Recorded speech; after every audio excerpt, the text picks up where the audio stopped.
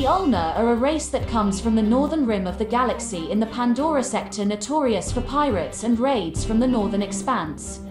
While their standing in the galaxy today is one of regional power, they were not always so.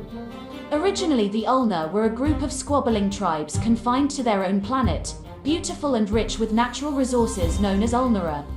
The planet itself is known for having a lesser gravity leading to taller vegetation as well as a taller population, leading to the Ulnar being colloquially called elves. The disunification threatened to destroy Ulnara until the eventual creation of the Hyperion Corporation.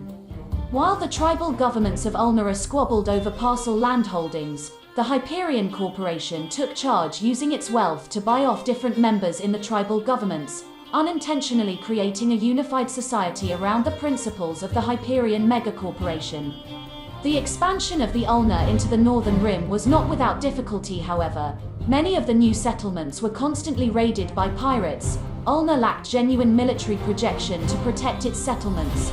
This provided a market for Hyperion to step in and create a military contract known as the Settlement Defense Front. However, Ulnara had no ability to defend the military ground assets of Hyperion, leading to Hyperion moving to create a corporate navy as well, to protect trade and their assets. The northern rim of the galaxy is also known to be home to many primitive civilizations. During this period of the Great Sector Wars, pirate empires had risen in the relative emptiness of the northern rim and had harassed the Ulnar Collective for years.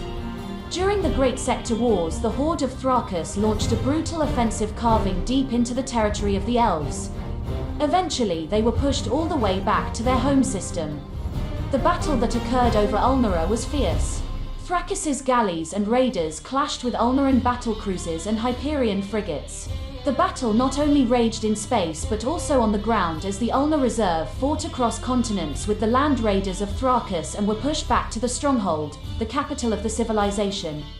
Even units of the Enderium mobile infantry were deployed to aid in the ground battle, and destroyers dispatched in the defense of the system. Overconfidence from the Pirate King, however, led to his personal defeat in the stronghold and the destruction of the Horde. Today's Ulnara has healed from the wounds of its past, and today Ulnara is what would be considered a holy world, greatly restricting the visitation of other species to the surface of the planet. However, every other planet in the Ulnar Collective is incredibly open to trade and commerce. In the Ulnar Collective, trade internally and externally is a vital part of society. They have become known as the merchants of the galaxy, willing to sell or take on many different jobs. The trade world of Protordam is a galaxy-class market with goods from every corner of civilization found.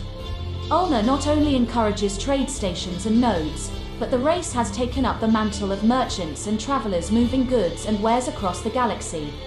It is not an uncommon sight to see Ulnar in the markets of Rivendell, the ports of the Enderium Empire, the docks of Archland, and the exchanges of the Solar Federation, even being allowed into the Condaean League. The significant trade power that the Ulnar presents can even be used to subversively advance their causes and agendas in other states. In the past, the Enderium internal trade was greatly tied to the Ulnar Collective and the Hyperion corporate fleet. Because of the Great Sector Wars, the Empire was overstretched and required internal logistical support. However, the Ulnar used this to their advantage, installing representatives in the Enderium Senate. The growing influence of Ulnar eventually led to the attempted coup in the City of Light. Ulnar's timing was poor, however, as many Fourth Fleet ships and their mobile infantry components were en route to the City of Light for refits and resupplies, leading to the eventual stabilization of the situation. While orchestrated by Hyperion, the corporation survived, and today Ulnar society still revolves around a megacorporation, and due to that fact the Ulnar culture is one of ruthless competition.